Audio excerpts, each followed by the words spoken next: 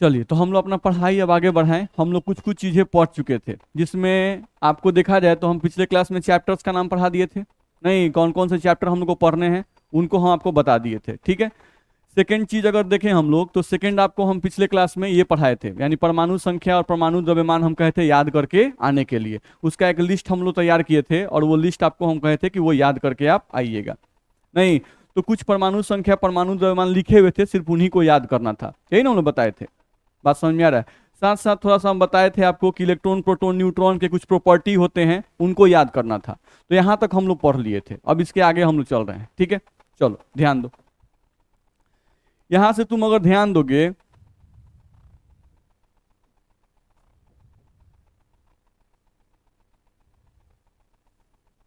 देखा जाए तो हम लोगों को यहां से एक पॉइंट बोला जाता है, जिससे हम लोग सब लोग जानते हैं पहले से, एटम के बारे में। सब लोग जानते हैं एटम, परमाणु। नहीं, क्लास 11th में परमाणु संरचना मिलता है, ध्यान रखना है, ठीक है। तो यहां से एटम, यानी कि हम लोग बात कर रहे हैं परमाणु की, देखा जाए तो अगर हम लोग परमाणु की बात कर रहे हैं, नहीं, तो परमाणु के बारे में थोड़ा बहुत तो सब लोग जानते हैं। जैसे हम लोग अगर यहां से बोलें, देखो तो परमाणु के बारे में ये बात सब लोग जानते हैं कि परमाणु जो होता है, उसमें जो केंद्रीय भाग होता है उसको क्या कहते हैं? नाभिक कहते हैं। नहीं, जिसको इंग्लिश में न्यूक्लियस कहा जाता है, नहीं जी, ठीक है। हम लोग का बाहर जो सर्किल खींचा गया है, उसको सब लोग जानते हैं, क्या कहते हैं? कक्ष कहते हैं, ठीक है। कक्ष, जिसको इंग्लिश में लोग क्या कहते हैं? ऑर्बिट कहते हैं या सेल कहते हैं, ध्यान रखना है, ठीक है। सब लोग जानते हैं कि नाभिक जो होता है, इसके अंदर हम लोग क्या होता है? न्यूट्रॉन और प्रोटॉन, ये भी सब लोग जानते हैं। कक्ष जो होता है उसके बारे में भी सब लोग जानते हैं कि कक्ष में क्या होता है? इलेक्ट्रॉन होता है, सब लोग जानते हैं, ध्यान रखना है, ठीक है। इतना में दिक्कत नहीं ना है। चलो, सब लोग जानते हैं, हम लोग याद किए पिछले क्लास में कि भाई जो न्यूट्रॉन होता है उस पर आवेश क्या होता है? जीरो। प्रोटॉन पर धन आवेश, नहीं, और इलेक्ट्रॉन पर ऋण आवेश, ये सब लोग जानते हैं, बहुत कॉमन सा बात है, इसमें किसी को दिक्कत है? एकदम छोटा पॉइंट से स्टार्ट करेंगे हम लोग, धीरे धीरे धीरे हम लोग का लेवल बढ़ता जाएगा, बस हम लोग को याद करते चलना है, ध्यान रखना है, ठीक है। तो ये बताया गया। फिर दूसरा पॉइंट ये भी आप सब लोग जानते हो पहले से, कि हम लोग के जो परमाणु होते हैं वो उदासीन होते हैं। नहीं, ये सब लोग जानता है, ध्यान रखना है। अगर हम यहाँ पे सेकंड पॉइंट लिखें, तो ये बात सब बच्चा जानता है, परमाणु उदासीन होते हैं, ये सब लोग जानते हैं, ध्यान रखना है। तो अगर हम लोग बात कर रहे हैं कि परमाणु उदासीन होते हैं, ध्यान रखना है, ठीक है, समझो। तो परमाणु उदासीन क्यों होते हैं, तो ये बात भी सब लोग जानते हैं, क्योंकि परमाणु के अंदर धन आवेश की संख्या और ऋण आवेश की संख्या समान होती है, यानी जितना इलेक्ट्रॉन होता है उतना ही प्रोटॉन होता है। नहीं, तो जितना ऋण आवेश होगा परमाणु के अंदर, अगर उतना ही धन आवेश होगा, तो निश्चित रूप से परमाणु क्या होगा? उदासीन होगा, बहुत सिंपल सी बात है। नहीं, तो परमाणु के अंदर अगर देखा जाए तो प्रोटॉन बराबर क्या होता है? इलेक्ट्रॉन, न्यूट्रॉन, ध्यान रखना है। हम लोग क्या बोला गया? प्रोटॉन बराबर होता है इलेक्ट्रॉन के, यानी परमाणु के अंदर धन आवेश की संख्या बराबर होती है ऋण आवेश की संख्या। नहीं, परमाणु के अंदर जितना धन आवेश उतना ऋण आवेश, इसीलिए परमाणु क्या होता है? उदासीन होता है, ध्यान रखना है। तो उसी बात को हम यहां से बस लिख दिए थोड़ा सा, नहीं, कि परमाणु के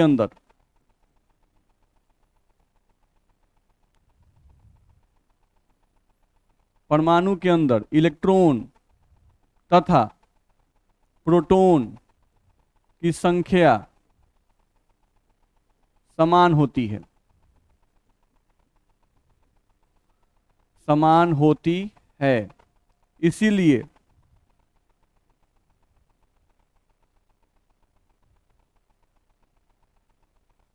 परमाणु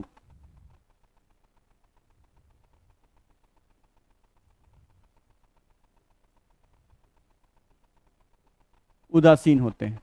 सिंपल सा कॉन्सेप्ट है, ध्यान रखना है। तो परमाणु क्यों उदासीन होते हैं सब बच्चे जानते हैं, जैसे नॉर्मल सा एग्जाम्पल अगर देखें हम लोग, तो हम लोग बात कर रहे हैं जैसे सोडियम की, नहीं सोडियम की बात कर रहे हैं।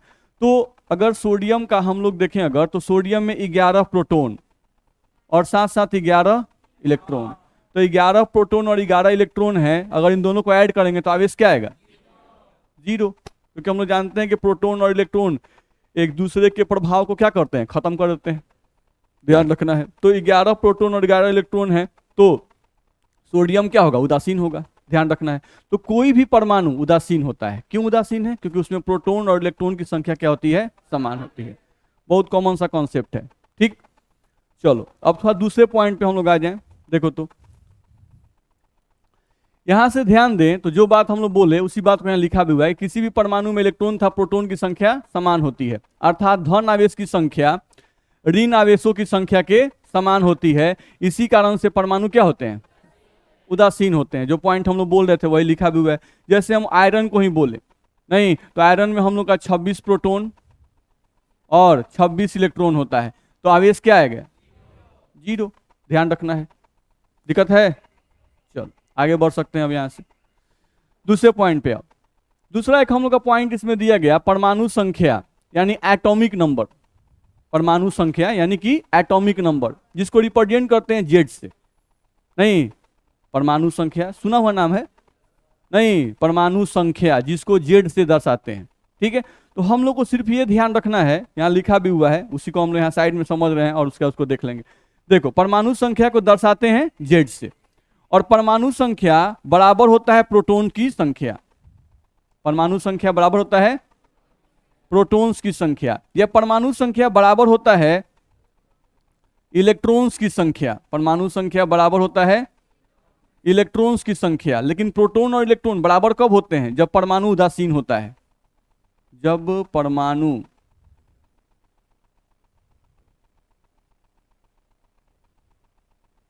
उदासीन हो। तो यहां से हम लोग को बस ये ध्यान रखना है कि भाई परमाणु संख्या क्या है। हम लोग परमाणु संख्या का पूरा डिटेल वाले थ्योरी में नहीं जा रहे हैं, हम लोग को जितना यूज है सिर्फ उतना ही पढ़ रहे हैं, ध्यान रखना है, ठीक है। तो परमाणु संख्या का नॉर्मल कॉन्सेप्ट क्या बताया गया कि परमाणु संख्या बराबर होता है प्रोटॉन के संख्या के, ठीक है। या ये बताया गया कि परमाणु संख्या बराबर होता है इलेक्ट्रॉन्स के संख्या के। कब? जब परमाणु उदासीन हो तब, ठीक है। तो यहां से कॉन्सेप्ट क्या मिला? यहां से कॉन्सेप्ट ये मिला कि अगर हम लोगों को किसी भी परमाणु का परमाणु संख्या अगर याद हो गया, तो उस परमाणु में इलेक्ट्रॉन का संख्या भी याद हो गया और प्रोटॉन का संख्या भी याद हो गया। नहीं, जैसे हम लोग बोल रहे हैं कि भाई अभी हम लिखे कि सोडियम का परमाणु संख्या 11, तो उसमें प्रोटॉन भी 11 ही गो होगा और उसमें इलेक्ट्रॉन भी 11 ही गो होगा। तो परमाणु संख्या याद करना जरूरी है, ध्यान रखना है। हम लोगों का आंख जो है वो इतना ताकतवर नहीं है कि कोनो परमाणु को पकड़ लें, टिप टिप बटन दाब दें और बड़का कर लें परमाणु को, देख लें कि उसमें कई गो प्रोटॉन है, कई गो इलेक्ट्रॉन है, कई गो न्यूट्रॉन है। पॉसिबल है? नहीं पॉसिबल है। तो हम लोग क्या करते हैं? याद करते हैं। तो हम लोग को याद करना पड़ेगा, परमाणु संख्या याद करना हम लोग के बस में है। तो हम परमाणु संख्या अगर याद कर लेते हैं किसी भी तत्व का, तो हमको इलेक्ट्रॉन की संख्या भी याद हो जाएगी और प्रोटॉन की संख्या भी याद हो जाएगी। नहीं, जैसे हम लोग 26 बोले, आयरन का परमाणु संख्या 26, तो उसमें प्रोटॉन भी 26 होगा और इलेक्ट्रॉन भी 26 होगा। तो इसलिए परमाणु संख्या इंपॉर्टेंट है, ध्यान रखना है। बात समझ आ रहा है ना? जैसे आपसे बोल दिया कि भाई 10 गो आयरन में प्रोटॉन का संख्या बताओ, तो पहले एगो आयरन का परमाणु संख्या याद होगा कि भाई एगो आयरन का परमाणु संख्या 26, यानी एगो आयरन में 26 गो प्रोटॉन होता है, तो 10 गो आयरन में कई गो होगा? 260। बुझा रहा है? नहीं, तो परमाणु संख्या याद होगा तब ना ऐसा क्वेश्चन हम बना पाएंगे। अगर याद ही नहीं होगा तो ऐसा क्वेश्चन हम नहीं बना पाएंगे। बहुत छोटी सी बात है। तो ये छोटा सा पॉइंट होता है जिसको आपको ध्यान रखना होगा, ठीक है। चलो, तो परमाणु संख्या के बारे में लिखा भी हुआ है, हम पढ़ सकते हैं। क्या लिखा हुआ है? किसी भी परमाणु के नाभिक में उपस्थित कुल प्रोटॉनों की संख्या ही परमाणु संख्या कहलाती है। ध्यान रखना है, परमाणु संख्या जनरली प्रोटॉन के संख्या के बराबर होती है। किसी भी स्थिति में इलेक्ट्रॉन के संख्या के बराबर तभी होगी जब परमाणु उदासीन होगा, ध्यान रखना है। इतना में दिक्कत है, ठीक है। चलो, तो यहां से हम लोग को ये बात समझ में आ गया। अब जो पॉइंट हम बोल रहे थे उसी को यहाँ पर लिखा हुआ है, पढ़ सकते हो। नहीं, अभी हम नहीं बोल रहे कि परमाणु संख्या अगर याद है तो आपको प्रोटॉन की संख्या भी याद है और इलेक्ट्रॉन की संख्या भी याद है। तो वही पॉइंट यहाँ लिख दिए हैं कि यदि हमें परमाणु का परमाणु संख्या याद हो, यदि हमें परमाणु का परमाणु संख्या याद हो तो उस परमाणु में उपस्थित इलेक्ट्रॉन तथा प्रोटॉन की संख्या भी याद हो जाती है। बुझा रहा है? दिक्कत है इसमें? नहीं तो उसी का एग्जाम्पल भी हम लोग दे रहे थे कि जैसे मान लो आयरन आप बोलते हो, नहीं, और आप याद किए हो कि बाबू आयरन का परमाणु संख्या जो है वो 26 होता है, तो आपको याद हो गया कि इसमें प्रोटॉन भी कितना होगा और इलेक्ट्रॉन भी कितना होगा। बहुत सिंपल सी बात है। नहीं, हम लोग किसी का भी मैग्नीज का ही लिख रहे हैं तो मैग्नीज का आपको याद किया है कि आप इसका एटॉमिक नंबर 25 होता है, तो अगर एटॉमिक नंबर 25 है तो इसमें प्रोटॉन भी कितना है, 25 है, इलेक्ट्रॉन भी कितना होगा, 25 होगा। बहुत इजी सा बात है। नहीं, भारी लग रहा है? नहीं। अब ये सब चीजें आसान लग रही हैं लेकिन इस पे आधारित क्वेश्चन आएगा तो आपको भारी लगने लगता है। नहीं, इसलिए क्योंकि हम लोग याद नहीं रखते हैं। याद कीजिए, आपको आसान लगेगा, ध्यान रखना है। ठीक है, चलो अगले पॉइंट पे आ जाए। अगला हम लोग का लिखा हुआ है परमाणु द्रव्यमान, एटॉमिक मास। नहीं तो पहले समझ लेते हैं, उसके बाद जो लिखा हुआ है उसको देखेंगे। देखा जाए, हम लोग को यहां से लिखा गया अगला पॉइंट एटॉमिक मास लिखा हुआ है, यानी परमाणु द्रव्यमान।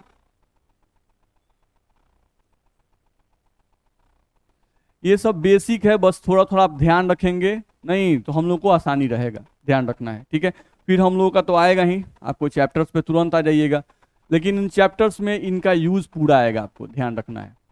जो चैप्टर आप पढ़ने वाले हैं उनका उसमें इसका यूज आपको पूरा आएगा। चलो, तो परमाणु द्रव्यमान हम लोग बात कर रहे हैं, जिसको आप इंग्लिश में क्या बोलते हो, एटॉमिक मास। परमाणु द्रव्यमान जिसको आप बोलते हो एटॉमिक मास, ध्यान रखना है। ठीक है, हम लोग यहां से अगर ध्यान देंगे तो एटॉमिक मास जो होता है उस एटॉमिक मास को आप दर्शाते कैसे हो, ए से। देख रहे थे, एटॉमिक नंबर को जेड से, परमाणु संख्या को जेड से दर्शाते हैं और परमाणु द्रव्यमान को ए से दर्शाते हैं। बहुत सिंपल है।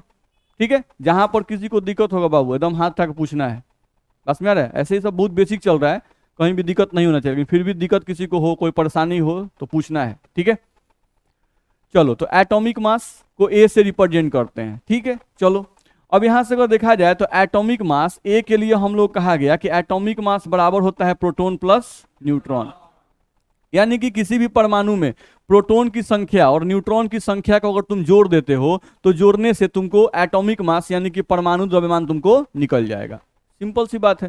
चलो यहां से देखें अगर, तो अगर हमको न्यूट्रॉन का संख्या निकालना है, यहां से अगर देखें हम लोग, तो हम लोग को मान लो न्यूट्रॉन का संख्या निकालना है, तो न्यूट्रॉन का संख्या निकालने तुम क्या करते हो, ए माइनस पी करते हो, ध्यान रखना है। नहीं, चलो अच्छा, न्यूट्रॉन का जो संख्या है एन बराबर ये ए माइनस पी, प्रोटॉन की संख्या को तो हम परमाणु संख्या भी लिख सकते हैं, क्योंकि प्रोटॉन की संख्या और परमाणु संख्या क्या होती है, समान होती है।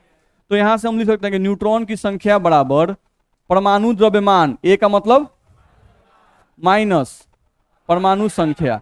तो ये हम लोगों को ध्यान में रखना है कि यहां से हम लोगों का न्यूट्रॉन का संख्या जो हुआ वो न्यूट्रॉन का संख्या हम लोग का बराबर किसके हो गया, परमाणु द्रव्यमान में से परमाणु संख्या घटा लेंगे, न्यूट्रॉन का संख्या निकल जाएगा। ध्यान रखना है, उसी को हम यहाँ लिख रहे हैं कि अगर हम लोगों को न्यूट्रॉन का संख्या निकालना है तो उसी को हम यहाँ लिखे कि न्यूट्रॉन की संख्या, न्यूट्रॉन्स की संख्या, तो न्यूट्रॉन्स की संख्या निकालने के लिए परमाणु द्रव्यमान माइनस परमाणु संख्या, परमाणु द्रव्यमान माइनस परमाणु संख्या, ऐसा हम लोग कर सकते हैं, ध्यान रखना है। तो परमाणु द्रव्यमान में से अगर परमाणु संख्या को घटा दिया जाए तो हम लोग क्या निकल जाएगा, न्यूट्रॉन की संख्या। एग्जाम्पल भी बड़ा इजी है, नहीं कोई भी आप ले लो। अब हमको न्यूट्रॉन की संख्या अगर निकालनी है तो कंफर्म है कि भाई परमाणु संख्या भी याद चाहिए और परमाणु द्रव्यमान भी याद चाहिए, ध्यान रखना है। यानी कि हम एग्जाम्पल अगर लेते हैं, जैसे मान लो हम आयरन का एग्जाम्पल लेते हैं, ठीक, एटॉमिक नंबर को जनरली परमाणु के नीचे लिखते हैं 26 और मास को ऊपर 56, नहीं तो 26 और 56 लिखा गया। ठीक, अब यह है परमाणु संख्या, यह है परमाणु द्रव्यमान। तो अगर कोई न्यूट्रॉन की संख्या पूछता है तो हम क्या करेंगे, 56 माइनस 26 बराबर क्या आएगा, 30। तो निकाल सकते हैं कि नहीं निकाल सकते हैं, निकाल सकते हैं। सब टू इजी है, आपको आसानी से ये निकल जाएगा। लेकिन बाबू परमाणु संख्या परमाणु द्रव्यमान याद रहेगा तब ना, नहीं याद रहेगा तो नहीं निकलेगा, ये इजी सी बात है, ध्यान रखना है। अभी सब पे ये नॉर्मल हम लोग पढ़ रहे हैं, लेकिन सब पे न्यूमेरिकल है, आप देखिएगा तुरंत न्यूमेरिकल हम लोग का स्टार्ट हो जाएगा, बस में रहे। इस सब पे तुरंत न्यूमेरिकल आपका स्टार्ट जाएगा। ठीक है, तो पहले ये सब बातें याद कर लीजिए, तब हम न्यूमेरिकल पे आएंगे। डायरेक्ट न्यूमेरिकल पे आएंगे आपको दिक्कत होना शुरू हो जाएगा। ठीक है, तो उस समय आप ब्लेम मत कीजिएगा हमको कि सर आप तो याद नहीं करवाए थे। नहीं, देखिए हमारा सुन रहे थे ना भाई। ठीक है, अब कल भी फिर सुनेंगे। आज आपका बहाना हो गया कि सर हमको पीडीएफ नहीं मिला, लेकिन अब ये एक्सक्यूज मत लगाइए। अगर एटॉमिक एंड एटॉमिक मास याद करना था, नहीं तो अगर आपके पास पीडीएफ नहीं भी गया या किसी माध्यम से आप नहीं लिखे, तो atomic and atomic mass too easy है। आपके पास मोबाइल है, आपके पास कहीं भी पीटी मिला होगा, नहीं आप कहीं से भी पढ़ सकते हैं याद करने के लिए। और ज़्यादा तो हम दिए नहीं थे, कम से कम 130 भी याद कर लीजिए, 1 से लेकर 30 तक आपको याद करना है। नहीं तो प्लीज़ होमवर्क इग्नोर मत कीजिए। होमवर्क इग्नोर कीजिएगा तो आप धीरे धीरे कमजोर होते जाइएगा, आपको पता भी नहीं चलेगा। नहीं, होमवर्क एकदम कॉन्शियसनेस के साथ कीजिए। छोटा से छोटा होमवर्क हो, चाहे किसी का भी सब्जेक्ट का हो, फिजिक्स हो, केमिस्ट्री हो, मैथ हो, जहाँ ही पढ़ते हैं, पूरा मन से पढ़िए। ध्यान रखना है क्योंकि आप बहुत कीमती टाइम यहाँ दे रहे हैं। बस में रहे, आपका जो समय है वो बहुत कीमती है, पैसे से भी ज़्यादा कीमती है। इसको प्लीज़ बर्बाद मत कीजिएगा।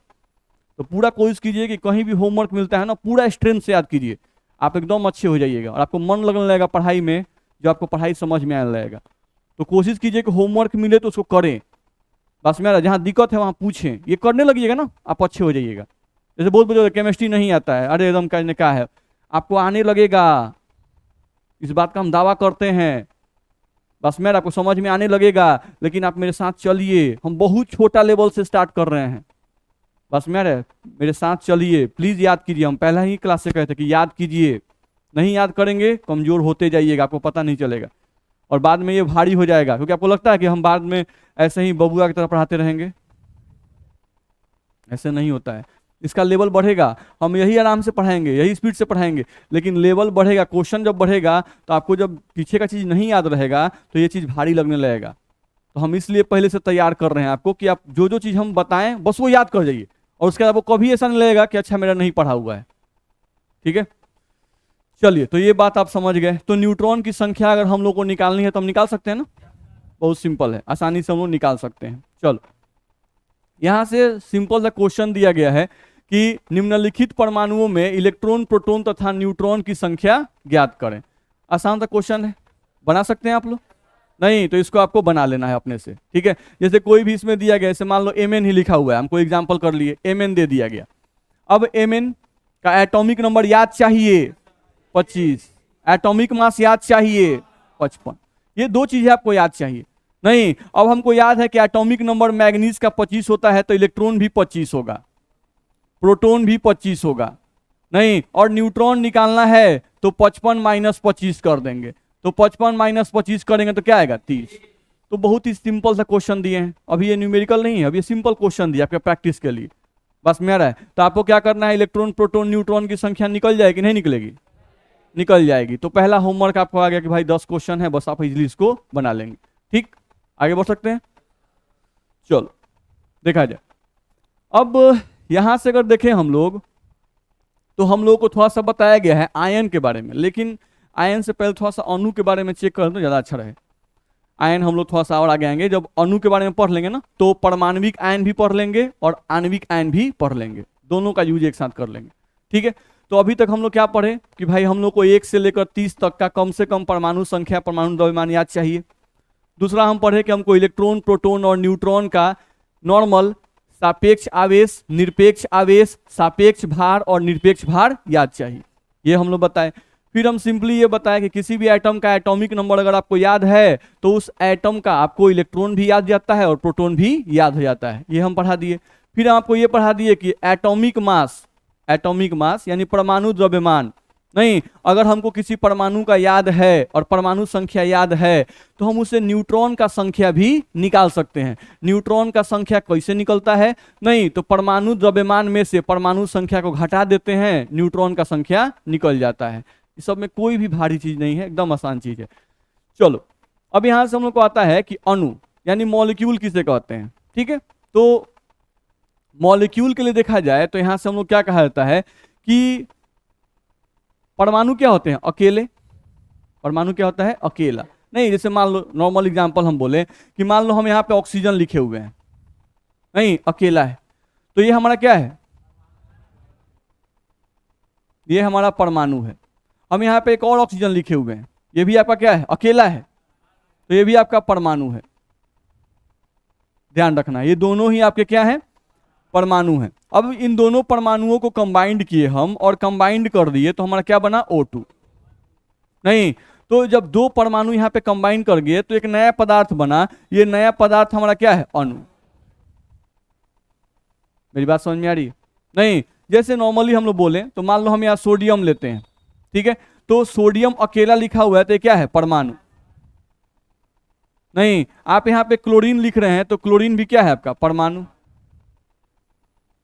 ध्यान रखना है। और वही इन दोनों को हम कंबाइन कर दिए बाबू, तो यहां से तुम्हारा क्या बन गया, NaCl। ये क्या बन गया, बोल सकते हैं, दिक्कत है, रफली यूज किया जाता है, ध्यान रखना है, ठीक है। तो यहां से हम लोग देखें अगर, तो Na और Cl हम लोग का मिल गया, यहाँ पे क्या बना, NaCl। ध्यान रखना है। तो हुआ क्या कि देखा जाए तो दो परमाणु नहीं आपस में मिले तो एक नया पदार्थ बना, नहीं, और इस नए पदार्थ को हम लोग क्या कर रहे हैं, अणु। ठीक है, हो सकता है कि किसी अणु का निर्माण जो है वो दो से ज्यादा परमाणुओं से भी होता होगा। नहीं, जैसे हम सिंपली कोई एग्जाम्पल ऐसे लिख दें, देखो तो बाबू CaCO3 कैल्शियम कार्बोनेट एक लिखें, तो इसमें क्या दिखाई दे रहा है, कैल्शियम का एक परमाणु है, कार्बन का एक परमाणु है और ऑक्सीजन का 3 परमाणु है। तो 3 एक 4 और एक 5, टोटल इसमें कितने परमाणु हैं, 5। नहीं, तो यहां भी अगर देखा जाए तो यहां भी बहुत सारे परमाणु जब मिले हैं तब ये पदार्थ बना है। नहीं, तो इस पदार्थ को भी हम लोग क्या करें, अभी अणु, क्या करें, इसको अणु। ध्यान रखना है। तो यहां से कॉन्सेप्ट हम लोग का बना कि भाई अणु किसे कहते हैं। नहीं, तो दिमाग में अच्छा, जब बहुत सारे परमाणु आपस में मिलते हैं ना, तो बहुत सारे परमाणुओं के आपस में मिलने से एक नया पदार्थ बन जाता है। उसी नए पदार्थ को क्या कहते हैं, अणु कहते हैं। बात समझ में आ रहा है? ठीक है। तो बहुत सारे परमाणु जब आपस में मिलते हैं तो उनके मिलने से हम बोल रहे हैं कि एक नया पदार्थ बनता है। तो नया पदार्थ का मतलब होता है कि एक ऐसा पदार्थ बनता है जिसका गुण परमाणुओं से अलग होता है। जिसका गुण क्या होता है, परमाणुओं से अलग होता है। जैसे यहां पर हम क्या यूज किए हैं, सोडियम। सोडियम परमाणु अवस्था में जब रहता है तो सोडियम को अगर हवा में रखिएगा तो सोडियम में आग लग जाएगा, पानी में डालिएगा विस्फोट कर जाएगा, पानी में डालिएगा विस्फोट कर जाएगा। ध्यान रखना है। तो सोडियम को कोई सोचे कि हम सोडियम को उठाएं या मुंह में डाल लें, तो मुंह में पानी है कि नहीं है, है, तो मुंह में विस्फोट कर जाएगा, नहीं, मुंह फट जाएगा। बुझा रहा है? ठीक है। तो सोडियम जो है इसको आप अगर परमाणुविक अवस्था में है, जब ये परमाणु की अवस्था में है तो आप इसको यूज नहीं कर सकते हैं। क्लोरीन ये ब्लीचिंग में यूज किया जाता है, कीड़ों को मारने के लिए यूज किया जाता है, बेहोशी के लिए यूज किया जाता है। नहीं, तो अगर हम क्लोरीन का यूज करते हैं जब वो परमाणु अवस्था में है, अकेला अवस्था में है, नहीं, तो क्या हम लोग इसको अकेले यूज कर पाएंगे? नहीं, यूज करेंगे बेहोश जाएंगे, बस मेरा, या मर सकते हैं। ध्यान रखना है। तो हम अकेले इसका भी यूज नहीं कर सकते हैं, अकेले इसका भी यूज नहीं कर सकते हैं, लेकिन दोनों सट गया तो क्या बना, NaCl। NaCl क्या है, नमक। तो सब्जी में डाल खाते हैं कि नहीं खाते हैं, बताइए?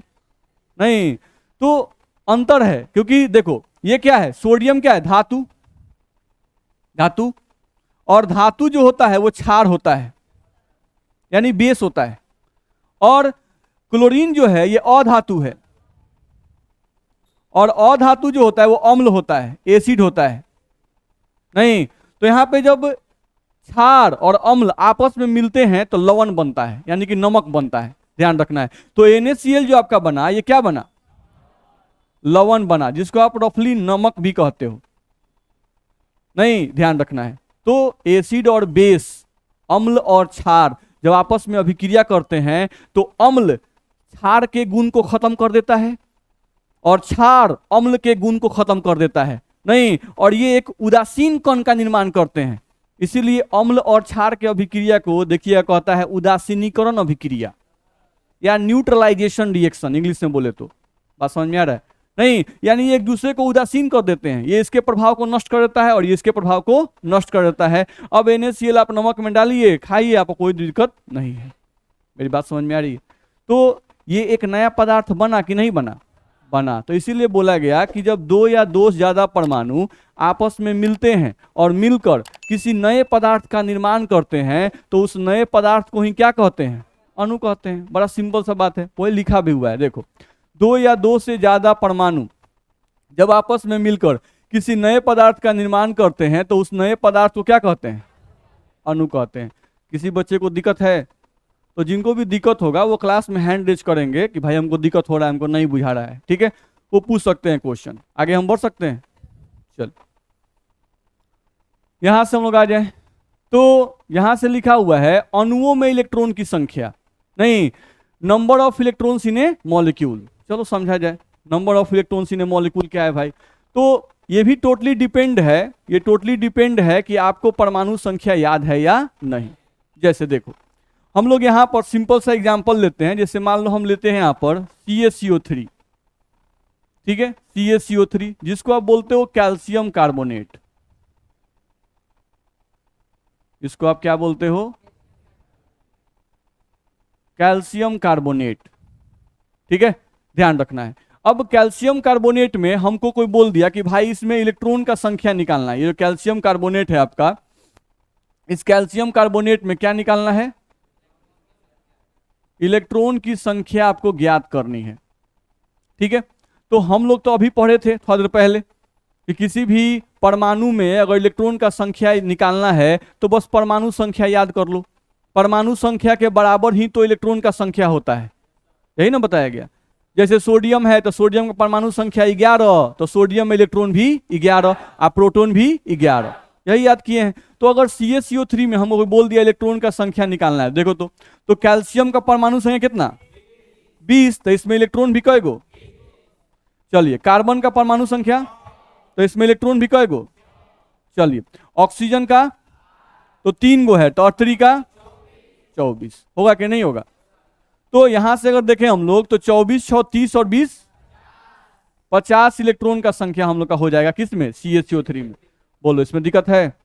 तो यहां से आप निकाल सकते हो कि भाई कैल्शियम कार्बोनेट में कुल इलेक्ट्रॉन की संख्या कितनी होगी? तो 50 होगी। तो ये तभी आप निकाल पाओगे जब आपको पता है कि भाई कैल्शियम का परमाणु संख्या कितना है, कार्बन का कितना है, ऑक्सीजन का कितना है। ये आपको अगर पता है तो आप अणु में इलेक्ट्रॉन निकाल सकते हो। ध्यान रखना है। नॉर्मल एग्जाम्पल, जैसे हम H2SO4 लिए, सल्फ्यूरिक एसिड, हम ले लिए यहां से सल्फ्यूरिक एसिड H2SO4, ठीक है। तो अगर सल्फ्यूरिक एसिड लिए तो हाइड्रोजन का परमाणु संख्या कितना? 1, तो 2 हाइड्रोजन है तो 2, सल्फर का 16, ऑक्सीजन का 8, तो 8 चौका जोड़ दिया, आ गया 50 इलेक्ट्रॉन। आया कि नहीं आएगा? आएगा, बहुत सिंपल है। नहीं तो इस तरह से हमको अगर परमाणु संख्या याद है तो परमाणुओं के मदद से अणुओं में इलेक्ट्रॉन का संख्या निकाल सकते हैं कि नहीं निकाल सकते हैं? निकाल सकते हैं। नहीं तो ये आपको निकालने आना चाहिए, जिसका धड़ल्ले से यूज आएगा, ध्यान रखना है। नहीं, जैसे हम लोग 12th चैप्टर स्टार्ट करेंगे, इन सब का एकदम धड़ल्ले से यूज आएगा। तो बहुत विद्यार्थी हैं जिनके लिए कॉमन सी बात है, नहीं, जिनको आता है पहले से, बस में आ रहा है। लेकिन कुछ विद्यार्थी हैं जिनको हम लोग समझते हैं कि वो एकदम लो डाउन से है, उसको नहीं वो पढ़ के आया है, इसलिए हर एक छोटा सा बात हम बताएंगे तब चैप्टर स्टार्ट करेंगे। नहीं, वो बाद में ब्लेम मत करे कि सर आप ये तो बताए ही नहीं। हम याद रखिएगा, हम सब कुछ बताएंगे, आपको याद करवाएंगे, तब चैप्टर स्टार्ट करेंगे, ठीक है। उस समय फिर आप नहीं बताते हो तो आपका दोष जाएगा। आप अगर नहीं बताइएगा तो मेरा दोष नहीं है, हम हर चीज बता के ही आपको स्टार्ट करेंगे। आप नहीं बता पाइएगा तो आपका दोष है, आप नहीं याद किए। हम आपको बताए थे हर एक छोटा बात, तब चैप्टर स्टार्ट किए थे, तो इसलिए प्लीज याद कर चलिएगा। तो अगर हमको किसी भी अणु में इलेक्ट्रॉन का संख्या याद करना हो, तो अणु में इलेक्ट्रॉन का संख्या अगर ज्ञात करना हो तो ज्ञात कर सकते हैं कि नहीं कर सकते हैं? कर सकते हैं, बहुत ईजी है, आसानी से। नहीं तो वही सब बात हम लोग को यहाँ लिखा रहता है, अणुओं में इलेक्ट्रॉन की संख्या। तो लिखा होता है किसी भी अणु में उपस्थित परमाणुओं के परमाणु संख्याओं का योग ही हमें अणु में इलेक्ट्रॉन की संख्या की जानकारी देता है। बोलो दिक्कत है? जिसका एग्जाम्पल हम देखें। नहीं, ये कोई भी अणु जो है वो किससे बना है? परमाणु से। तो परमाणु संख्या सबका जोड़ दीजिए, परमाणु संख्या का जो योगफल आएगा वही योगफल अणु में इलेक्ट्रॉन का संख्या बता देगा, ठीक है। चलो भाई, ये भी समझ में आता है। आगे बढ़ते हैं।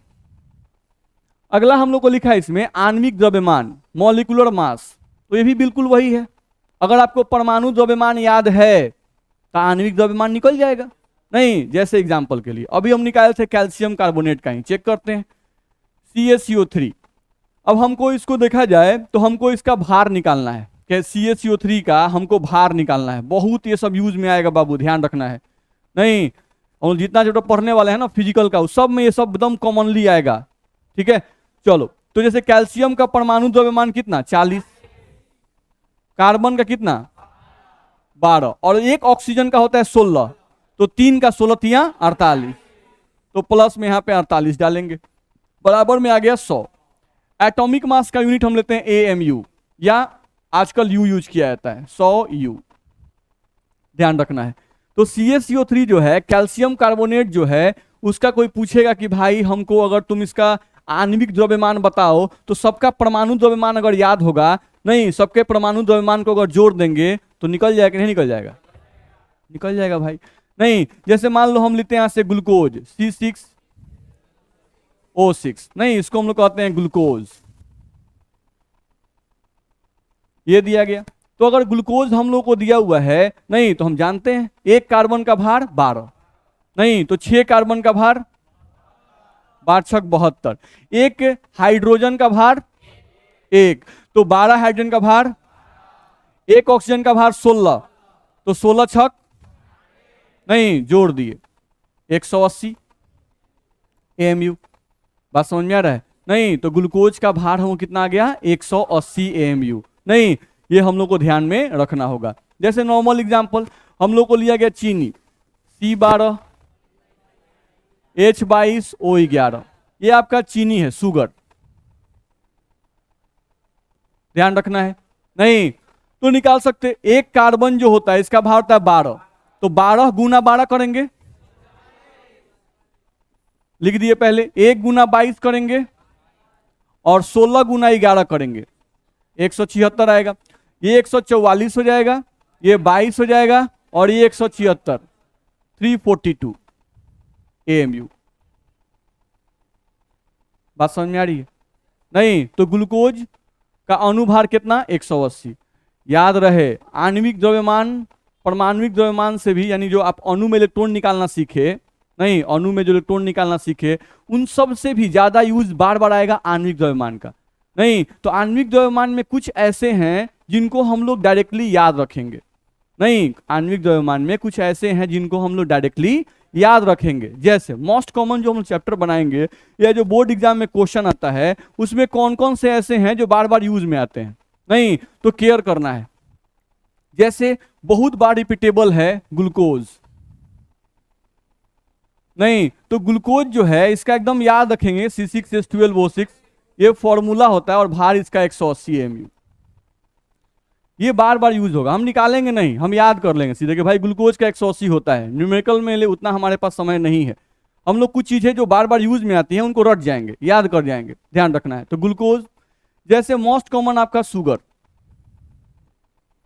जिसको आप बोल रहे थे C12 H22 O11, नहीं जिसका भार हम लोग भी याद किए 342, 342 AMU, ध्यान रखना है। तो कुछ चीजों को याद कर जाएंगे। जैसे मोस्ट कॉमन यूरिया बहुत बार यूज में आएगा, ध्यान रखना है, NH2 CO NH2, ध्यान रखना है। जिसका मास आप निकाल लीजिएगा 60 आएगा, कितना आएगा 60 आएगा, ध्यान रखना है। ये कार्बन और ऑक्सीजन है, कोबाल्ट नहीं है, ठीक है, बच्चे कंफ्यूज रहते हैं। हम कितनी बार बोलते हैं कोबाल्ट, जब भी लिखा जाता है तो ऐसे लिखा जाता है, C और O छोटा होता है, इसको पढ़ते हैं कोबाल्ट, ये आपका कोबाल्ट है। और कार्बन और ऑक्सीजन बड़ा बड़ा लिखा रहता है, तो ये कार्बन मोनोऑक्साइड है, इसको पढ़ेंगे कार्बन ऑक्सीजन, और ये क्या पढ़ेंगे कोबाल्ट, ध्यान रखना है। ये आपका हुआ कार्बन मोनोऑक्साइड।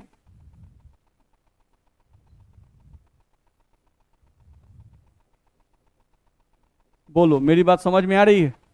नहीं तो ये कुछ है, और कुछ और कॉमन है जिनको आपको ध्यान में रखना है, लेकिन सब हम ही का है निकाले, नहीं NaOH ये सब आप निकाल के लाएंगे, Na2CO3 निकाल के लाएंगे, शायद कुछ इसमें दिया भी होगा, टाइप किया होगा वो, लेकिन जो जो पूछता है वो हम यहां पर लिख देते हैं।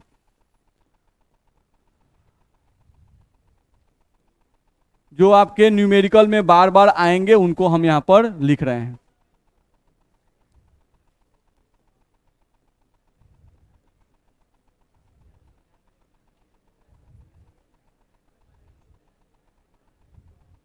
देखा जाए तो ये जो है ये मोस्ट कॉमन है जो यूज में बार बार आएंगे। तो आपको क्या करना है कि इन सब का आणविक द्रव्यमान निकालना है और याद कर जाना है। बस मेरा इनका आणविक द्रव्यमान आपको निकालना है और याद कर जाना है। यानी कल क्लास में पूछेंगे नहीं, आप एग्जैक्टली पूछेंगे भाई कि H2SO4 का मास बताओ, तो आपसे बोलेगा 98, नहीं NaOH का 40, नहीं CH3 का 100। बस मेरा जो जो हम एग्जाम्पल दिए हैं वो सब हमको याद चाहिए। मेरी बात समझ में आ रही है ना? चलिए थोड़ा सा और ध्यान दीजिए। यहाँ पर कुछ क्वेश्चंस दिए भी हुए हैं, तो इसको भी आप लोग निकाल के लाएंगे, ध्यान रखना है। तो इन क्वेश्चंस को आप लोग जरूर बना लेंगे, ध्यान रखना है। थैंक्स। ठीक है, तो इतना आप लोग पढ़ के आएंगे। अब कल क्लास में हम आयंस के बारे में थोड़ा थोड़ा बताएंगे। देखिए हम डिटेल किसी चीज का नहीं पढ़ा रहे हैं, हम सिर्फ थोड़ा थोड़ा पढ़ा रहे हैं जिनका यूज आने वाला है। ठीक है, और बहुत जल्द हम लोग चैप्टर पहुंच जाएंगे। मेरी बात समझ में आ रही है ना? तो इन सब चीजों को प्लीज ढंग से रिवाइज कर लीजिएगा। ठीक है, चलिए ओके। हाँ बोलिए, कुछ पूछना है?